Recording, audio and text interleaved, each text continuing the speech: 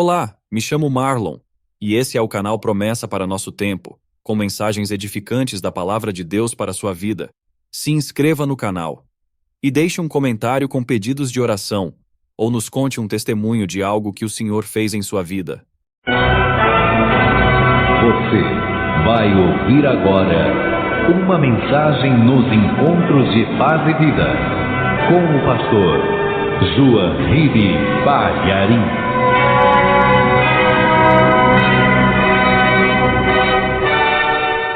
Por favor, abra o Evangelho em Lucas capítulo 22. Nós vamos ler a partir do versículo 39. Lucas capítulo 22, versículo 39. Acharam? Tem alguém perto de você sem a palavra? Chega perto da pessoa para ela acompanhar a leitura. Diz assim: E Jesus, saindo, foi como costumava para o Monte das Oliveiras, e também os seus discípulos o seguiram. E quando chegou àquele lugar, disse-lhes: Orai para que não entreis em tentação. E apartou-se deles cerca de um tiro de pedra, e pondo-se de joelhos, orava, dizendo: Pai, se queres, passa de mim este cálice, todavia não se faça a minha vontade, mas a tua. E apareceu-lhe um anjo do céu que o confortava, e posto em agonia, orava mais intensamente, e o seu suor tornou-se em grandes gotas de sangue que corriam até ao chão. Amém? Relendo o versículo 44. E posto em agonia. Essa palavra é forte, não é? Jesus em agonia. Jesus está tão aflito que ele começa a sentir essa agonia por algo que está para acontecer. Inquietação também. E posto em agonia. O que ele fez na hora da inquietação? E posto em agonia, orava mais intensamente. Algumas pessoas na hora da agonia começam a xingar, brigar, discutir, perdem a cabeça. A pessoa na hora da inquietação, na hora da aflição, ela se descontrola. Veja, e posto em agonia, para Jesus entrar em agonia, amados, aquele homem tinha uma cabeça blindada. Sabe o que é uma cabeça blindada? Podiam fazer a ofensa que quisessem, ele não perdia a paz. Podiam caluniar, mentir, podia aparecer o problema que fosse, ele não se descontrolava. Para Jesus Cristo neste momento ter entrado em agonia, é porque a situação realmente é grave, é gravíssima, grave como ninguém jamais viu nesse planeta. Por isso que ele está em agonia. Mas olha como ele responde à inquietação. Olha como que ele responde à aflição. A agonia está aumentando, ele ora mais ainda. E posto em agonia, orava mais intensamente. É aquela súplica. Ele começou orando, não é? Primeiro comunicou o que ia fazer. Vocês fiquem aí que eu vou um pouquinho mais para frente orar. Ele foi orar, começou a orar, e a sua oração virou súplica. A sua oração progrediu, porque a inquietação era muito grande, uma coisa terrível estava para acontecer. Naquela mesma noite, dentro de horas ou talvez menos de uma hora, ele vai ser preso. Vai começar a tortura, ele já sabe tudo de antemão, nada está em oculto para Jesus Cristo.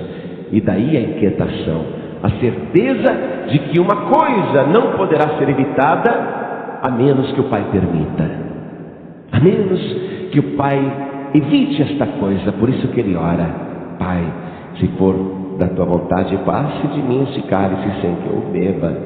Mas se não for essa tua vontade, tudo bem. Mas ele está ali orando. Agora ele começa a suplicar, porque algo está para acontecer e só Deus pode impedir. E ele responde à inquietação com mais oração. Orava intensamente. Olha, Jesus Cristo suplicou com tal intensidade que o seu suor tornou-se em grandes gotas de sangue que corriam até o chão. Esse fenômeno tem paralelo na história, é comprovado pela medicina e ocorre mesmo quando uma pessoa é submetida a uma pressão extraordinária, algo incomum, é algo que a pessoa realmente não consegue vislumbrar uma saída, não tem escape. A pressão sobe também na cabeça, a pressão de fora e a pressão de dentro. Isso acontece, é uma explosão dos microvasos capilares. Eles arrebentam, são vasinhos delicados, eles se rompem, é como se desse um derrame, um micro derrame. Aí a pessoa está suada, e Jesus está prostrado, não é? Ele está orando prostrado, ele prostrou-se, ele está com a cabeça baixada, ele está com o rosto em terra, todo o sangue foi para a cabeça, aquilo explodiu.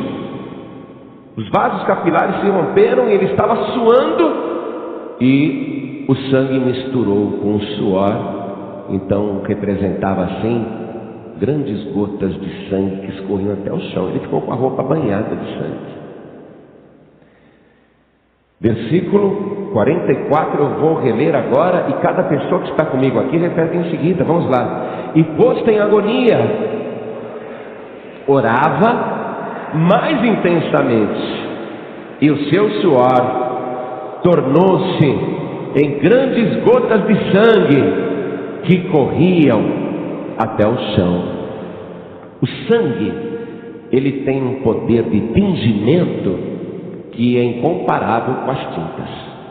Uma pessoa mata outra e umas gotas de sangue respingam na sua roupa, ela lava a roupa, ela lava, mas lá na perícia está lá o sangue. A pessoa mata outra dentro do carro, o carro tem sangue lá dentro, né? Deu um tiro, deu uma facada na pessoa, pega o carro, lava, vai lá a perícia, o sangue está lá. O sangue tem um poder de tingimento incomum. Então, aqueles vasinhos capilares que se romperam, os vasinhos, né, aquelas mini veias dos bulbos capilares que se romperam, ainda que fosse um pouquinho de sangue que estivesse saindo, aquele pouquinho de sangue no suor, ele tingia tudo. Então, olhando assim, parecia que ele estava sangrando já da cabeça inteira, escorrendo até o chão. Imagine o suor, a aflição. Sabe quando dá aquela tremedeira na pessoa? Quando a pessoa está numa situação de tanto nervosismo. Experimenta ir para uma delegacia sendo real. Você vai ficar suando, a mão suando, o corpo suando. Fica numa situação estreita, que comparam você, que confrontam você.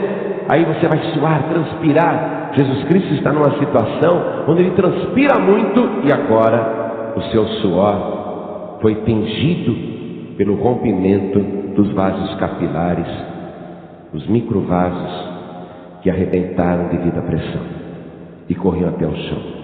Então eu leio e você repete. E posto em agonia, orava mais intensamente, e o seu suor tornou-se em grandes gotas de sangue que corriam até o chão.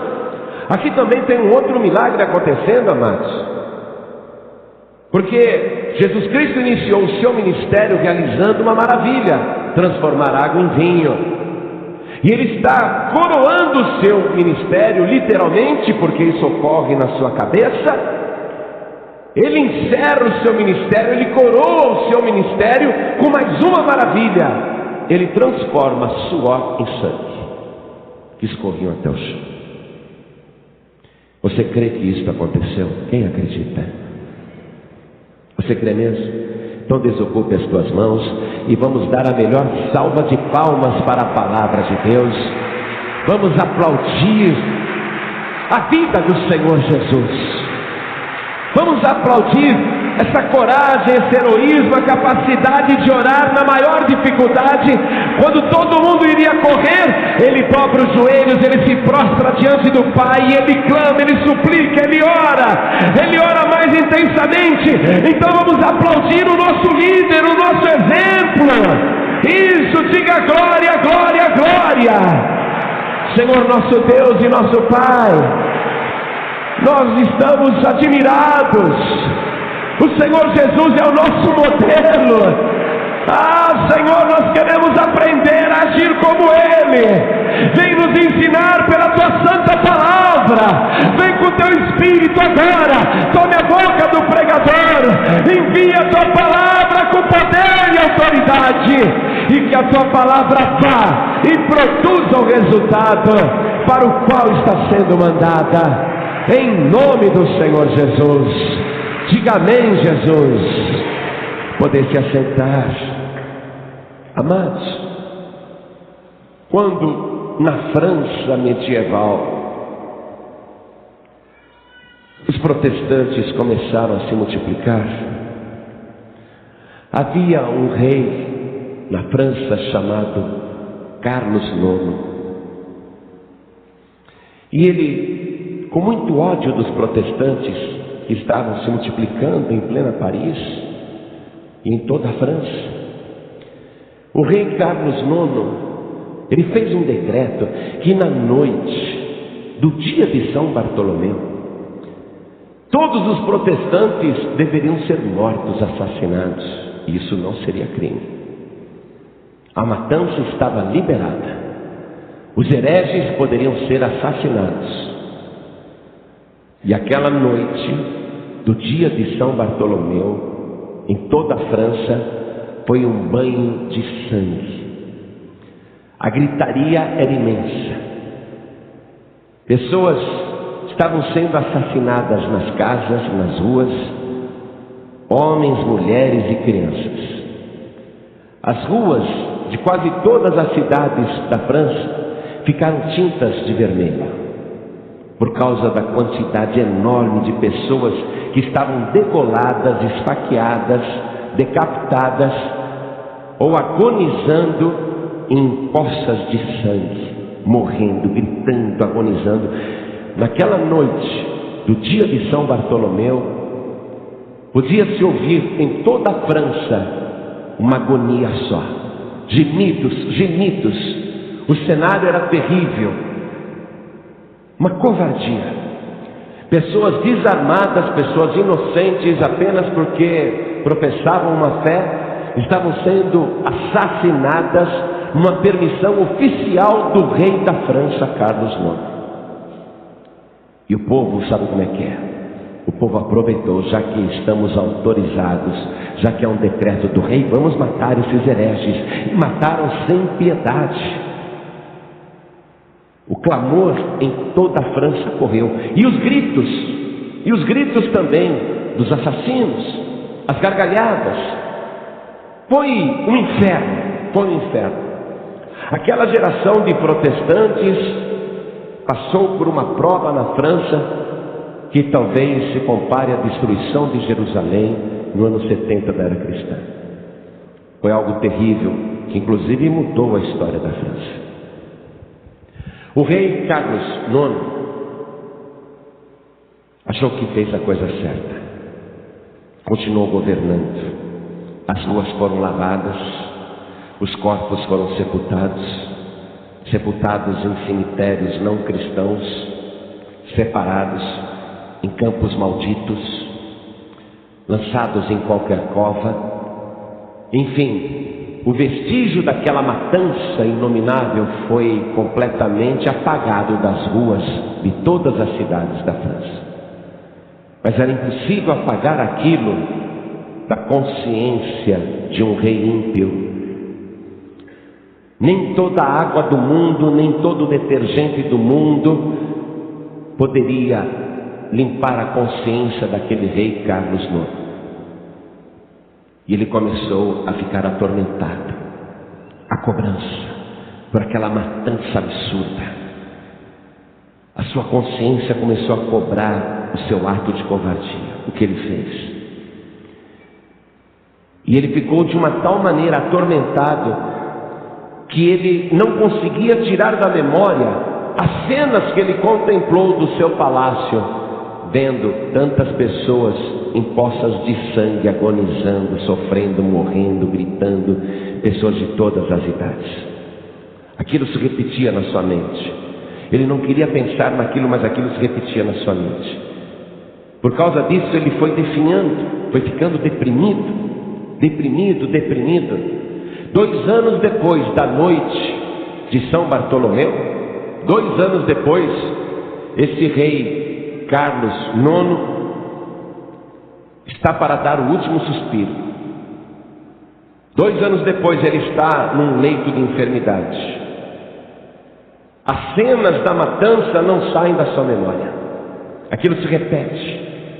Ele começa a sentir tremedeira, aflição, angústia. E ele mesmo sabe que vai morrer. Ele sabe que vai morrer. Isso aumenta o seu pavor. E ele vê na memória tudo que ele tinha praticado por decreto, simplesmente porque tinha o poder de decretar. Tudo está na sua memória. E ele começa a se afligir, começa a passar mal. E dizem os historiadores que o rei Carlos IX, antes de morrer, começou a suar muito, começou a suar demais. E tão angustiado o rei Carlos IX ficou, que os seus vasos capilares também se romperam. E ele começou a sangrar, e parecia que estava suando grandes gotas de sangue. Isso faz parte da história da França. Isso está documentado. O que levou o rei Carlos IX a sentir tamanha agonia? A consciência, o peso do seu próprio pecado. Ele não estava sentindo o peso do pecado dos seus guardas, que mataram muitos protestantes. Ele não estava sentindo o peso do pecado dos cidadãos franceses que deliberadamente tinham autorização para matarem os protestantes. Ele não estava sentindo os pecados das outras pessoas. Ele estava sentindo unicamente o seu próprio pecado. E o seu único pecado, o seu próprio pecado, foi tão pesado para ele que repetiu-se esse fenômeno das veias capilares explodirem, o seu suor também parecer grandes gotas de sangue, e ele vai dar o último suspiro com o corpo banhado de sangue, a cama banhada de sangue, o travesseiro banhado de sangue, o seu leito real todo manchado de sangue. Parecia que alguém tinha chegado ali com um bordão ou com um porrete e batido muito na cabeça dele, de tanto que sangrou. A tinta, o sangue tingiu o travesseiro, o lençol, a sua cama real. Ele não aguentou o peso do seu próprio pecado. O que está acontecendo com Jesus Cristo aqui é algo mais pesado ainda, muito mais pesado. Por quê? Porque Jesus Cristo não ordenou matança de ninguém. Jesus Cristo não ordenou a destruição de ninguém. Jesus Cristo não proclamou nenhuma guerra santa. Pelo contrário, com muito amor ensinou o perdão 70 vezes 7 num único dia. Com muito amor ensinou, batendo na tua face direita, oferece a outra também. Com muito amor ele ensinou a caridade, o amor ao próximo, o amor a Deus. Colocou palavras nos ouvidos humanos como nunca ninguém havia ouvido antes. Curou leprosos, ressuscitou mortos, deu vista aos cegos, fez paralíticos saltarem de alegria. Jesus Cristo, nos seus 3 anos e meio de atividade, ele fez muita gente feliz, ele resolveu tantos problemas, ele secou tantas lágrimas, ele libertou tantas vidas das mãos sujas de Satanás. Jesus Cristo fez tanta gente feliz, nunca praticou um pecado, nunca disse uma blasfêmia, nunca proferiu um palavrão, nunca contou uma mentira, conseguiu viver uma vida irretocável, ilibada, pura, santa, como nunca ninguém jamais teve. E ele agora, sem ter peso na própria consciência, sem ter culpa por nada, sem estar com remorso, ele entra nessa agonia, essa agonia que o rei Carlos IX sentiu por justa causa. Jesus Cristo está sentindo não por culpa própria, mas porque ele está decidido a assumir a culpa dos pecadores. E nesse momento sobre Jesus Cristo estão recaindo todos os pecados, desde Adão até o meu, até o seu, e até das pessoas que ainda não nasceram, e até dos pecadores que ainda não pecaram amanhã.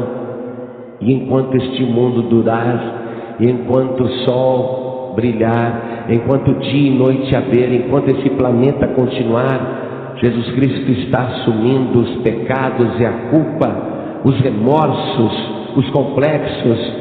Ele está assumindo de todos os seres humanos, de todas as raças, de todos os povos, de todas as línguas.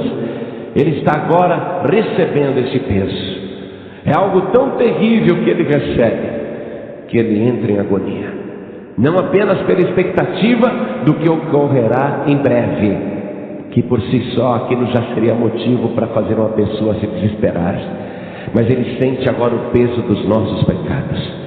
Aqui no Getsemane, Jesus Cristo começa a derramar o seu sangue em favor da humanidade. A gente pensa que Jesus Cristo derramou o seu sangue só na cruz, mas aqui ele começou a derramar o seu sangue por nós. Algo inevitável vai acontecer. Jesus Cristo não está pedindo o livramento da morte, porque ele é a própria vida, ninguém pode matá-lo. Ele falou: ninguém tira a minha vida não. Jesus Cristo não está com medo de morrer. O que Jesus Cristo quer saber é se há um outro jeito sem ser pela cruz. O que ele quer saber é se há outra maneira de se salvar o pecador, a pecadora, sem esse martírio, sem esse sofrimento. Por isso ele orou ao Pai. E é interessante aqui a colocação no versículo 42, amados: Pai, se queres, passa de mim este cálice.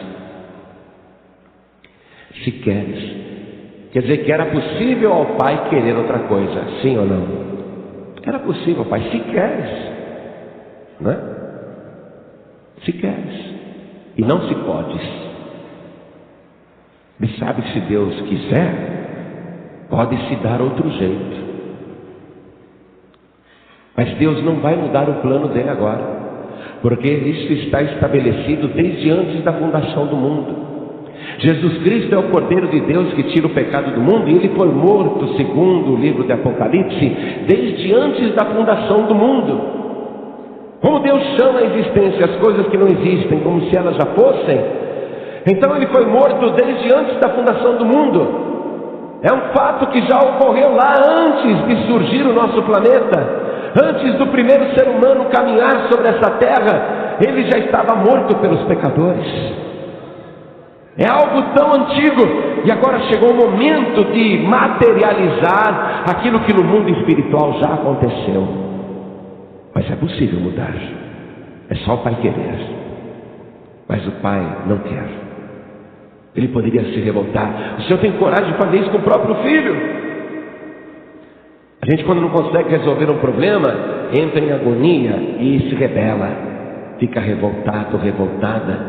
Ele poderia dizer: poxa, o Senhor tem condição de prover outro meio, é só o Senhor querer. E o Senhor tem coragem de fazer isso comigo, que não cometi um pecado, que só fiz o bem nesta terra. Se tem outro jeito, Pai, se o Senhor quiser, se queres, passa de mim este cálice sem que eu beba.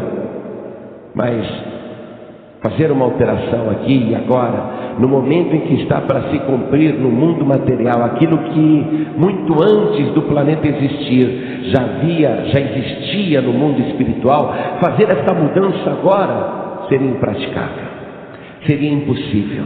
Impossível fazer essa mudança. Seria a mesma coisa que a gente querer mudar a história de um país, voltar no passado, alterar os acontecimentos. Seria mais ou menos isso. Deus pode ou não pode? Pode. Mas Deus quer? Não. Se queres, passe de mim este cálice sem que eu beba. E ele está recebendo uma resposta do Pai. O anjo que veio do céu, um mensageiro de Deus. Aliás, a palavra anjo quer dizer mensageiro. Vem um mensageiro do céu, e ele ali prostrado no Getsemane, o rosto tinto de vermelho, a sua roupa, a sua túnica banhada de sangue, o suor em todo o corpo, está suando, está tremendo, está orando mais intensamente ainda. Os pecados que ele está recebendo não lhe pertencem. O remorso e a aflição que ele está sentindo não é por sua própria culpa. Então, naquele momento de agonia, ele ora mais intensamente, Pai, se queres, passa de mim este cálice. E o mensageiro de Deus vem. Eu imagino o anjo de Deus colocando assim a mão no ombro de Jesus Cristo, se doendo junto com ele, se afligindo junto com ele, e dizendo ao Senhor: fui enviado para dizer, não há outro jeito, não há outra maneira de se salvar a humanidade. Não é possível que pecadores sejam salvos a não ser com seu sangue puro. Tu és o único que nunca cometeu pecado. Somente o teu sangue sem pecado é que pode lavar o sangue de todos os pecadores, não só os da presente era, mas até os do futuro. Eu imagino o anjo dizendo isso. O Pai não quer, e não tem outro jeito. A cruz já está programada, o caminho já está traçado. Você vai percorrer até lá, porque tu és o único Salvador da humanidade. Tu vais morrer por toda a humanidade, mas aquele que acreditar no seu sacrifício não passará pela morte, mas terá a vida eterna. Jesus Cristo avançou naquele momento, porque não havia para a humanidade outra esperança. Daí se dizer Jesus a única esperança. A única esperança. Daí se dizer Jesus o único Salvador. O Pai podia perfeitamente liberar o filho. Não, meu filho, eu estava fazendo com você o que eu fiz com Abraão. Eu falei para o Abraão me sacrificar o Isaac, mas na hora H eu impedi. Eu estava fazendo com você o que eu fiz com Abraão e com Isaac. Não precisa morrer na cruz não, já dei outro jeito, fique tranquilo. Mas acontece que para Abraão e para Isaac, Deus preparou um cordeiro. Quando o anjo segurou a mão de Abraão e disse: não mate o seu filho, ele olhou para trás para ver de onde vinha a voz, e tinha um cordeiro lá atrás. Aquele cordeiro já era a figura de Jesus Cristo. Para Abraão, um ser humano mortal, para Isaac, outro mortal, Deus tinha preparado o cordeiro. Mas para Jesus Cristo, o Filho de Deus, o Senhor preparou a cruz. E é para a cruz que Ele vai provocar a nossa redenção. É naquela cruz que Ele vai finalmente liberar o restante do sangue que está retido no seu corpo, até a última gota, para que eu e você hoje sejamos salvos. Jesus Cristo padeceu por nós e não foi em vão. E a pessoa que ouve a palavra e compreende o sacrifício de Jesus não pode ficar indiferente a tanto sofrimento. Sofrimento sem justificativa, não sem causa. A causa éramos nós. Mas Jesus Cristo não tinha culpa para passar por aquilo. O rei Carlos IX, ele devia ter explodido, não devia ter só sangrado, porque ele realmente tinha motivos para viver aquele tormento na consciência e suar sangue. Mas Jesus Cristo não tinha culpa nenhuma, como vai ficar demonstrado por várias testemunhas e pela absolvição em todos os seus julgamentos. Mas mesmo assim, Ele vai ser crucificado e morto, e todo o seu sangue, ainda que Jesus Cristo já tenha perdido muito sangue nos açoites, na tortura, Ele vai acabar derramando o restante ali na cruz, até ficar com seu corpo totalmente seco, sem nenhuma gota de sangue. O que torna Jesus Cristo tão especial é que Ele se esvaziou inteiramente por nós, foi obediente até a morte e morte de cruz. O que torna Jesus Cristo tão único na história da humanidade e que nos dá a certeza que Ele é o único Salvador, é que o seu cadáver, sem nenhuma gota de sangue, foi colocado na sepultura. O que torna Jesus tão especial é que mesmo estando há 3 dias morto, e mesmo não tendo nenhuma gota de sangue no seu corpo, Jesus Cristo saiu da sepultura vivo pelo poder de Deus. O que torna Jesus tão especial é que em toda a terra e em todo o céu não há uma criatura igual a Ele. Veja só, não há ninguém igual a Ele. Primeiro, aqui na terra só existem humanos de carne, ossos e sangue. Lá na glória só existem criaturas espirituais, anjos, arcanjos, querubins, serafins, os salvos que estão lá no paraíso e o próprio Deus. Mas entre esses 2 mundos, o material e espiritual, existe uma pessoa assentada lá na glória, única em todo o universo. Tem um corpo igual ao nosso, é de carne e é de osso, mas Ele está vivo, mesmo sem nenhuma gota de sangue no seu corpo, porque o seu sangue foi doado por nós, o seu sangue foi entregue por nós, desde o Getsemane, através das torturas e na cruz do Calvário, Ele se desmanchou por nós. Imagine você olhar uma pessoa viva, perfeita, com marcas, com cicatrizes, mas se você tentar tirar uma gota de sangue do seu corpo, ele não tem sangue. Sabe por que ele não tem sangue?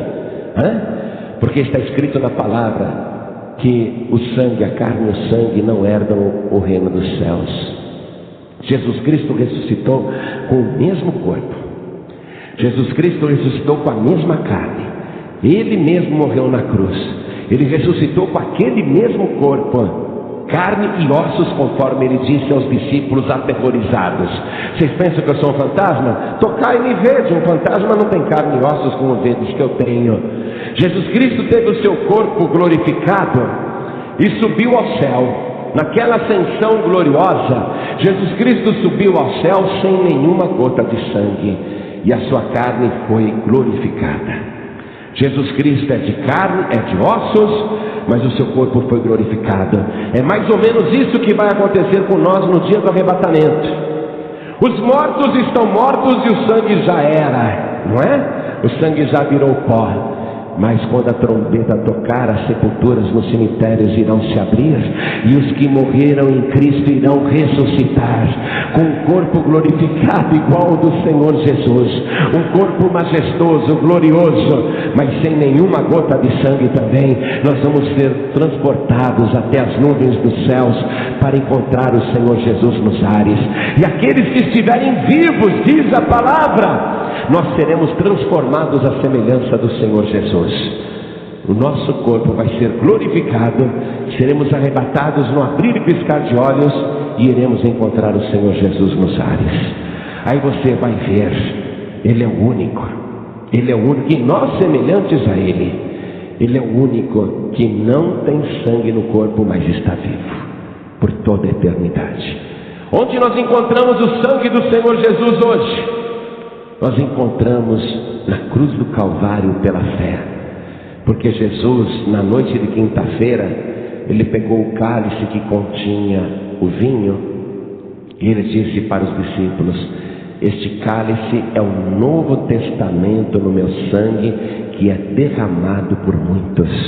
Ele declarou isso, e ao usar o verbo nesta conjugação, este é o meu sangue que é derramado por vós, ali está um verbo composto. O verbo está no presente. O derramado é a forma infinitiva do verbo, ou seja, a forma infinita do verbo. Então o sangue de Jesus Cristo que Ele verteu na cruz do Calvário é um sacrifício infinito que vai durar por toda a eternidade. Hoje eu e você somos salvos, lavados e remidos pelo sangue de Jesus Cristo.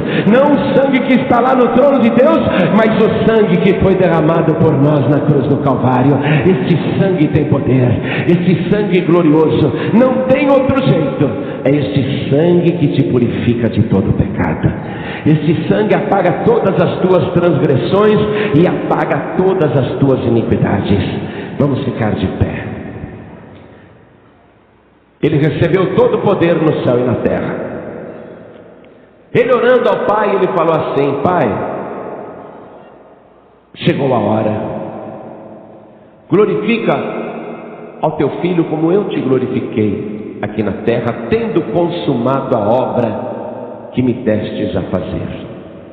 E a tua obra é esta: que conheçam a ti só como o único Deus verdadeiro e a Jesus Cristo a quem enviaste. Esta é a obra de Deus. Este foi o plano de Deus. Por isso que não tinha outro jeito. Olha só, exclusividade. Pai, se queres, passe de mim este cálice.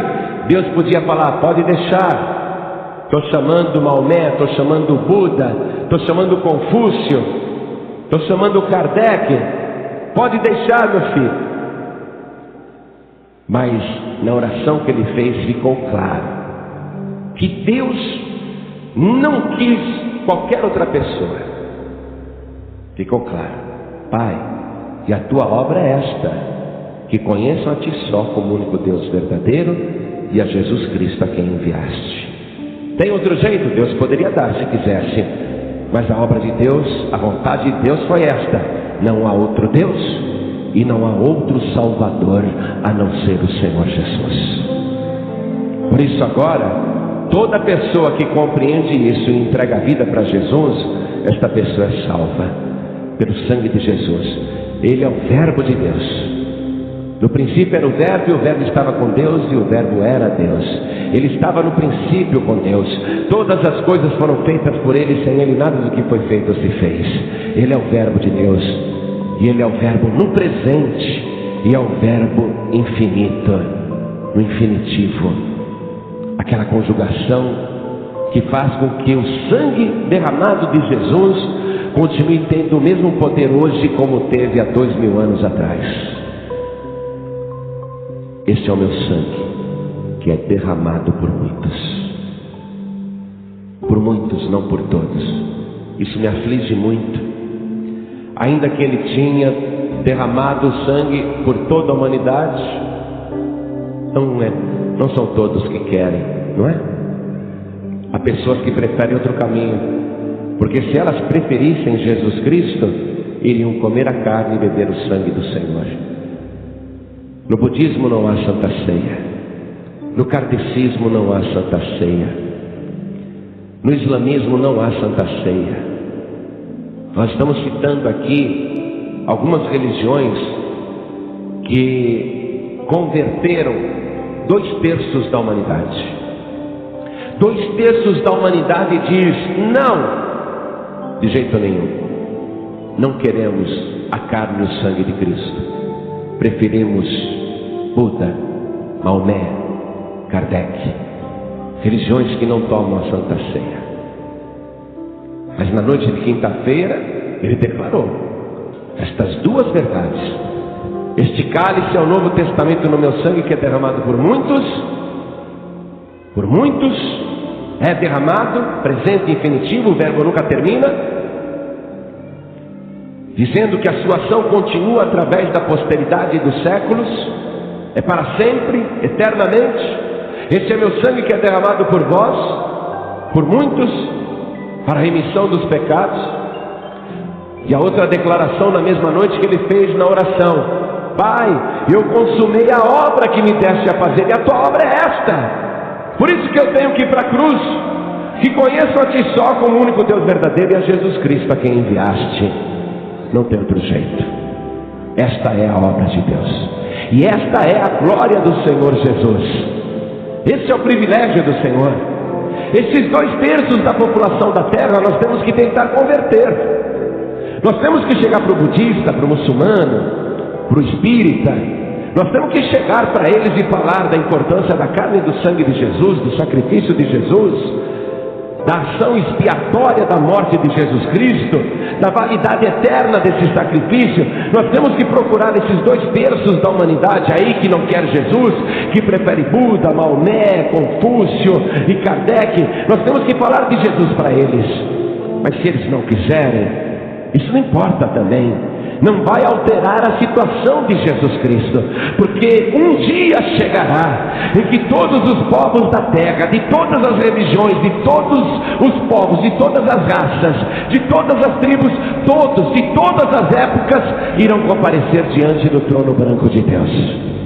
Contemplarão o grande trono e verão que naquele trono está o Salvador, o único Salvador da humanidade, o nosso Senhor e Salvador Jesus Cristo.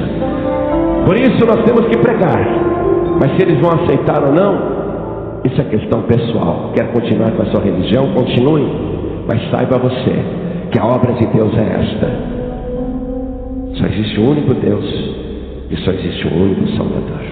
Esta é a obra de Deus. Tivesse outra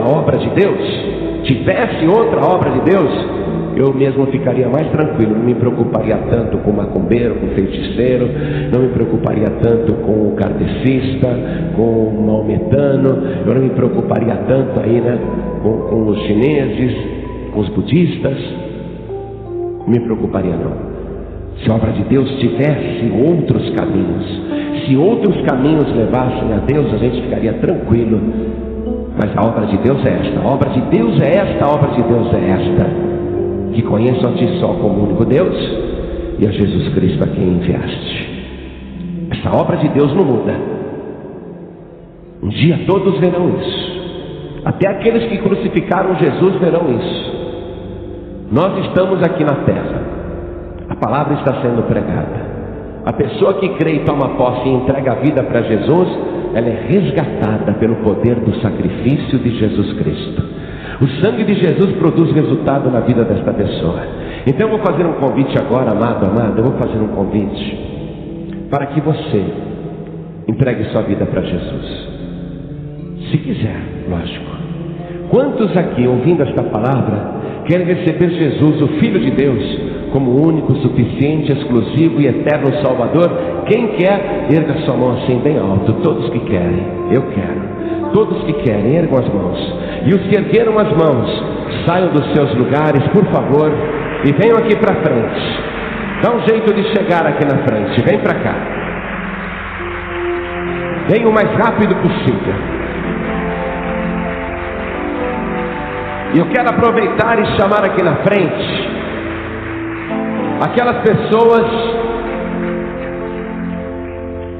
que conhecem a palavra, conhecem, já sabem como é, mas que por causa das aflições, das inquietações, das angústias, acabaram num determinado momento afastando-se da presença do Senhor, não indo mais à igreja, não tomando mais a Santa Ceia. Pessoas que, devido à agonia, à angústia, se rebelaram, se revoltaram e se afastaram. Mas que não adianta, são pessoas de Deus. São pessoas que têm uma alma já resgatada, mas que por enquanto está aprisionada. E a alma está suspirando, dizendo: volta para Jesus, vamos para a igreja. Estamos falando agora com os desviados, com as desviadas, com as pessoas que estão sem igreja. Eu não sei se você se afastou sozinho ou se te afastaram, isso não é importante agora. O importante é que você está tendo a oportunidade de receber uma restauração poderosa na sua vida espiritual. Receber uma restauração e uma purificação total pelo poderoso sangue de Jesus. Se você se afastou e a sua alma está aflita dentro de você e você quer voltar, então saia do seu lugar, venha aqui para frente, venha. Vamos acabar com essa inquietude, vamos acabar com essa aflição na tua vida. Quando a gente está em agonia, o Senhor Jesus orou. Quando a gente está em agonia, Ele orou por nós. E Ele ensinou: em agonia, ore. Em aflição, ore. Vem aqui para frente. Hoje nós vamos ter a Santa Ceia do Senhor Jesus. E alguém poderia dizer: ah, não vou tomar Santa Ceia não, porque eu não estou bem espiritualmente. Para que você vai voltar para casa na mesma situação? Se hoje Deus quer fazer uma obra completa de restauração, Por que você vai recusar esta dádiva que Ele entregou a você com tanto sacrifício?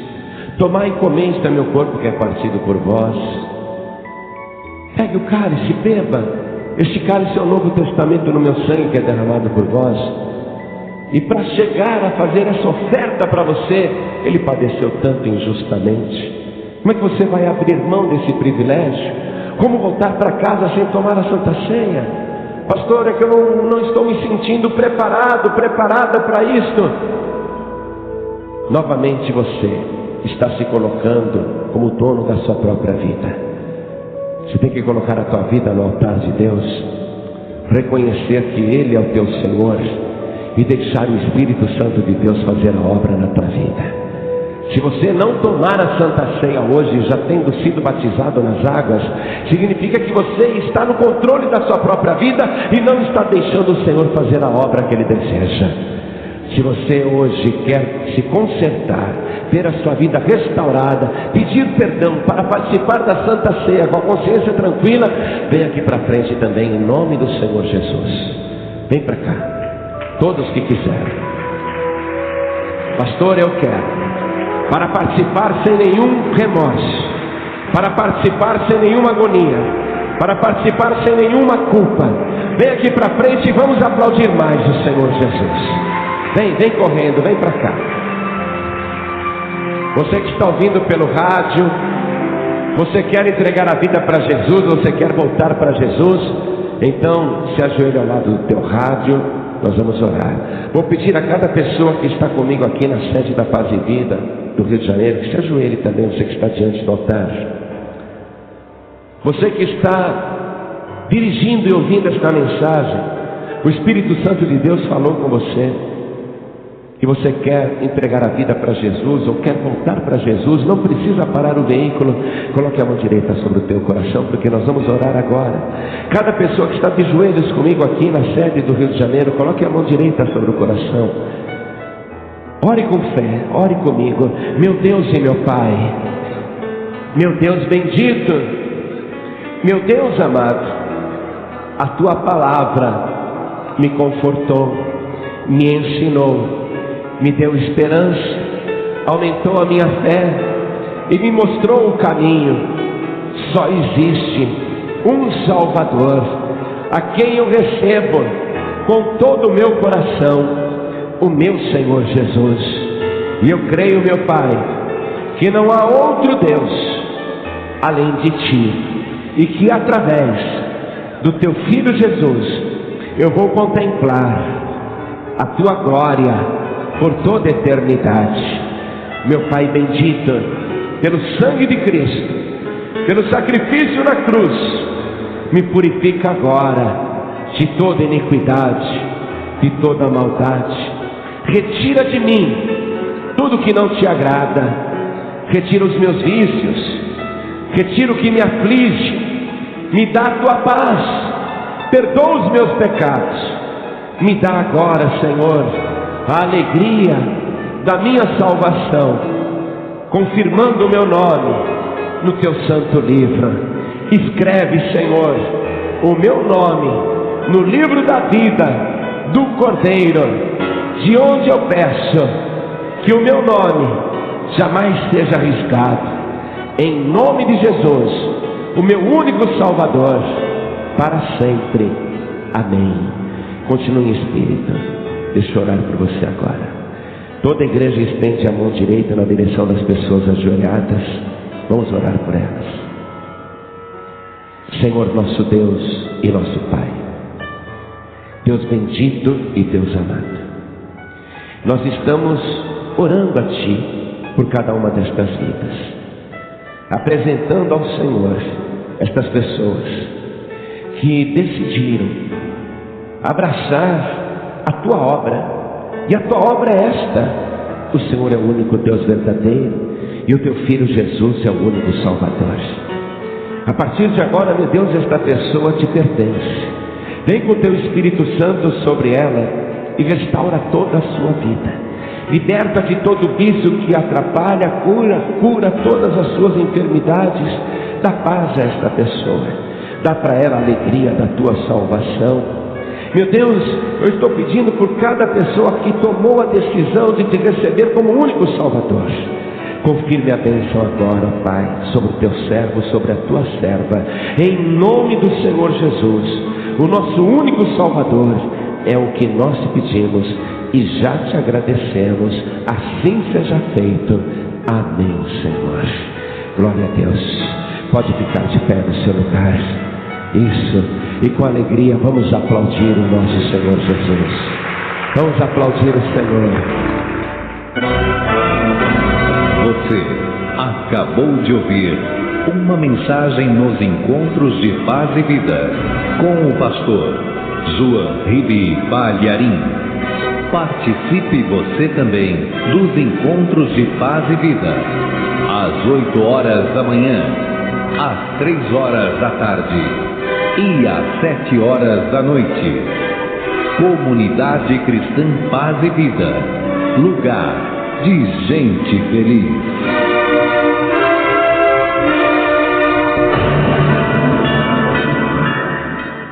Você é uma bênção. Glória a Deus por ter chegado até aqui. Diga nos comentários: Senhor Jesus, obrigado, e até o próximo vídeo.